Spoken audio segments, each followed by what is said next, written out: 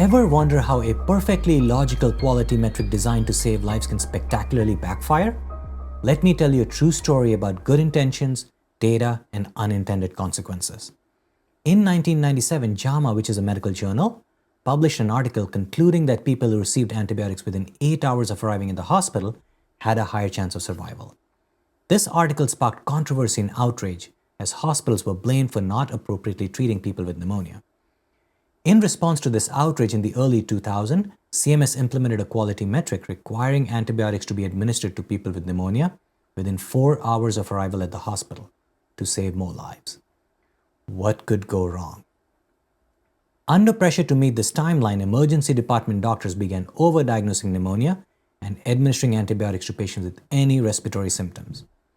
Many patients with conditions like heart failure or viral infections received unnecessary antibiotics, leading to side effects and resulting in net harm.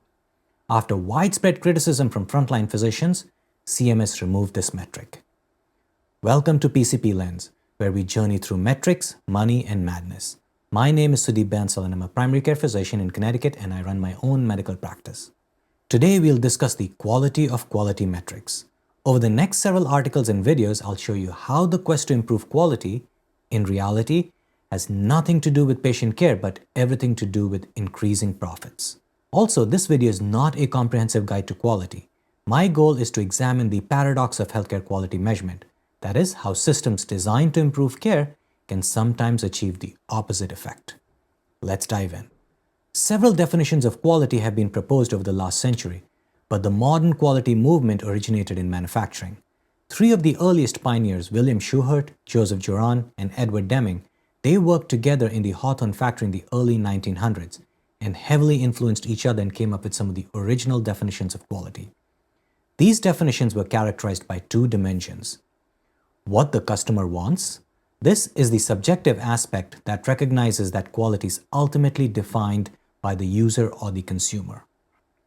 Next is what the product is. This objective aspect focuses on the product's measurable characteristics and conformance to specifications. An example of this may be the quality of the phone. The subjective aspect defined by the customer could be that the phone should look good. The objective aspect of the product or the phone could be that the battery should last at least 12 hours.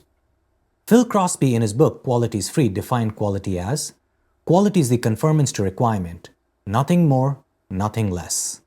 Avis Donabedian extended these earlier concepts of quality, which were applied to manufacturing, to healthcare. The balance of health benefit and harm is the essential core of the definition of quality.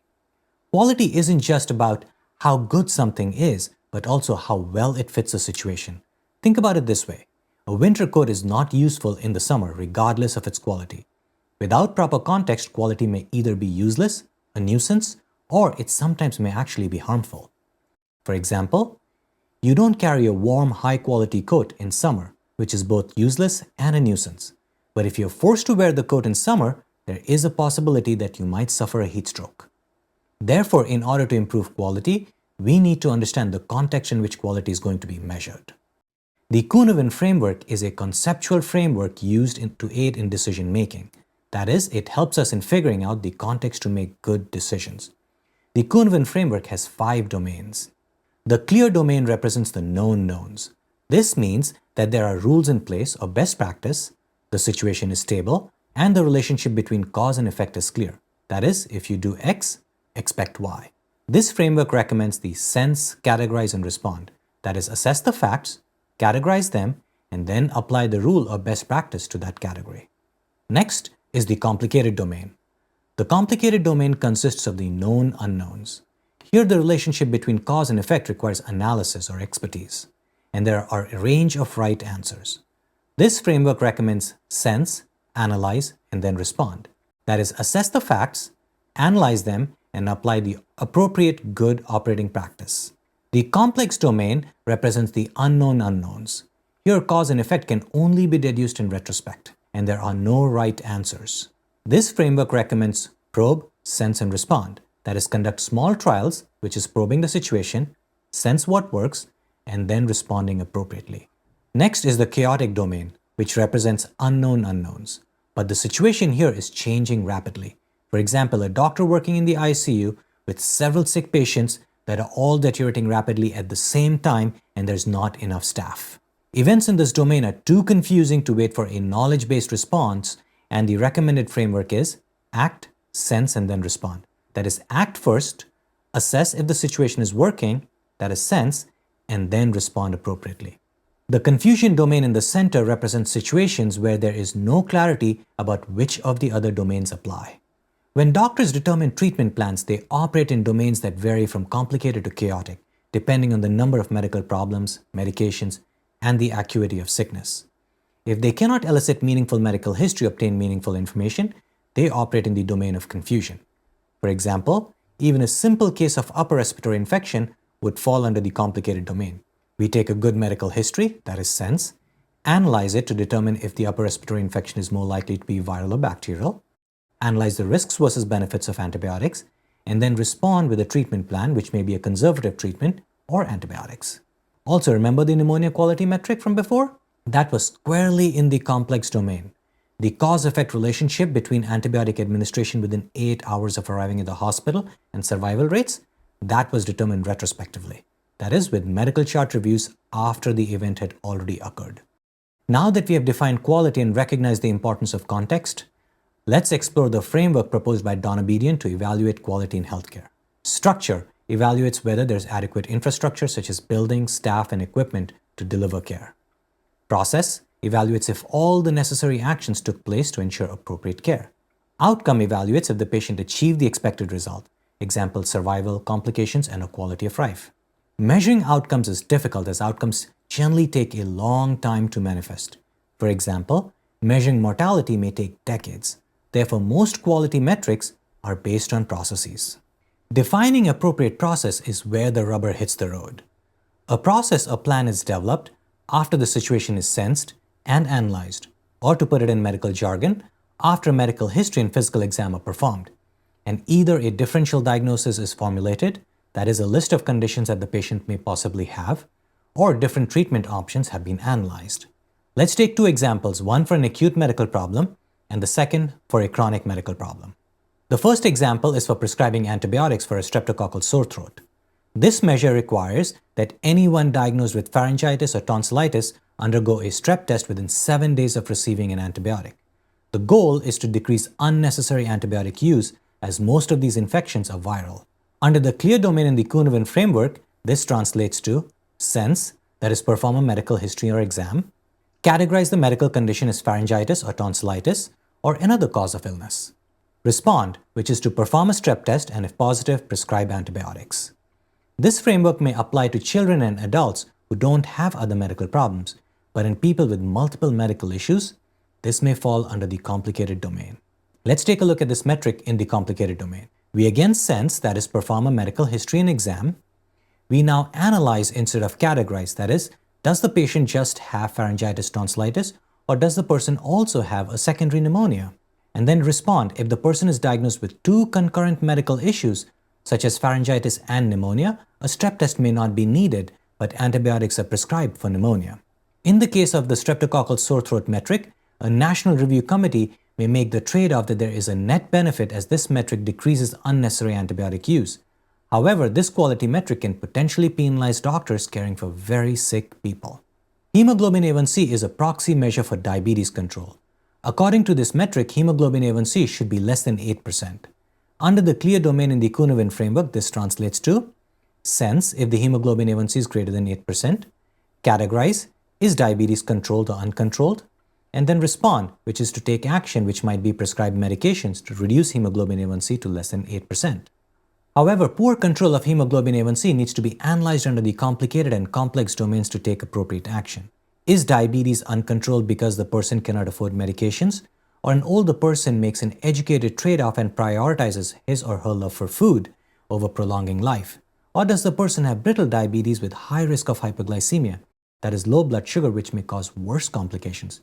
Or the patient forgets to take his or her medications. In that case, the best action may be getting social workers involved to provide necessary support to control diabetes. All quality metrics either assume that medical decisions are in the clear domain of the Cynefin framework or attempt to exclude medical nuances to recategorize them from the complicated and complex domains into the clear domain. The act of defining an appropriate process that underlies quality metrics often transforms medical guidelines into rigid rules. That is, doing X gets Y results. Donabedian himself acknowledged this limitation when he defined healthcare quality. It is one part science and one part art. In addition to defining the appropriate process that undergirds a quality metric, it must be standardized for reporting purposes. While CMS does define some quality metrics, the main authority is the National Committee for Quality Assurance, or NCQA. NCQA develops a common set of quality metrics called HEDIS. Today, HEDIS measures serve as the universal language for assessing healthcare quality, and it's used by insurance companies, hospitals, and government agencies, including CMS. Once you standardize a metric for measurement purposes, according to Goodhart's law, it no longer measures what it was originally intended to measure. That is, when a measure becomes a target, it ceases to be a good measure. The challenge of simplifying complex medical decisions into clear metrics combined with Goodhart's law creates a fundamental flaw in healthcare quality measurement. The 4-hour pneumonia antibiotic metric, it led physicians to overdiagnose pneumonia and prescribe unnecessary antibiotics to anyone with respiratory symptoms, not to improve care, but to meet the metric's requirements. The strep throat testing metric, while intended to reduce unnecessary antibiotic use, can penalize physicians treating complex patients with multiple infections or encourage gaming the system by changing the medical diagnosis, for example, from pharyngitis to pneumonia.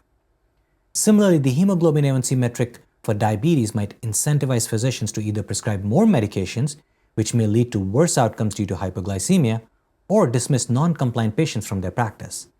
This will improve the quality scores rather than address the complex social and economic factors affecting diabetes control. And then there are other challenges. Once a new quality metric is introduced, it puts pressure on the doctors to meet the metric, especially if there are penalties attached. This leads to biased clinical decisions as doctors don't want to be penalized. They don't inform patients of all the risks versus benefits. That is, there's no informed consent as patient does not know all their options. Doctors start treating patients to meet the quality metric, and their quality metric improves.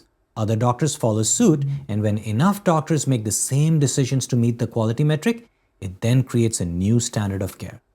The remaining doctors are now forced to follow the new standard of care, as it now also becomes a new medical legal standard as all doctors want to decrease the exposure to medical legal liability. And then this cycle continues.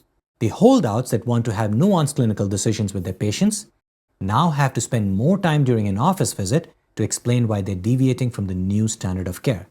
If the patient and the doctor choose a course of action that deviates from this new standard of care, the doctor is still exposed to increased medical legal liability. Depending on your viewpoint, this either evolves or erodes the standard of care. Quality metrics can create a leveling effect in healthcare, especially when you look at health outcomes that matter. When metrics become the de facto standard of care, doctors often choose compliance over individualized patient care, especially when they're penalized. This effectively narrows the performance gap by pulling top performers down while lifting lower performers up. Quality metrics also increase complexity in the pursuit of quality. According to Charles Perrow's theory of normal accidents, systems become more dangerous when they combine complexity, which is multiple interacting elements, with tight coupling, that is rigid, time-dependent processes. Healthcare quality metrics perfectly demonstrate this principle.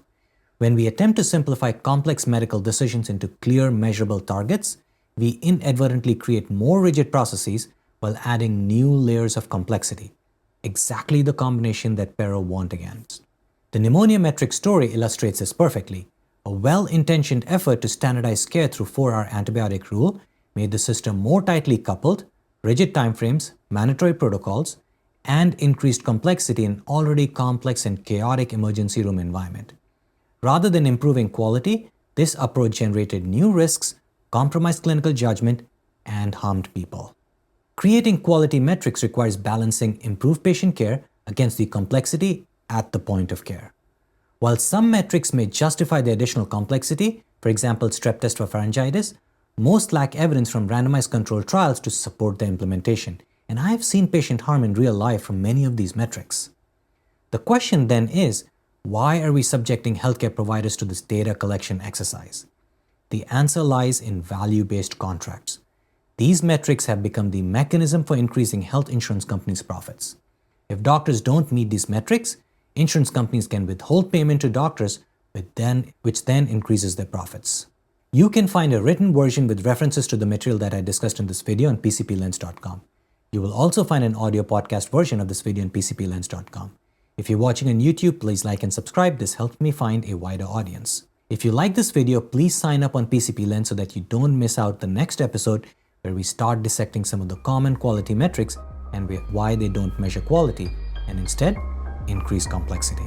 Thank you for watching the video. Goodbye.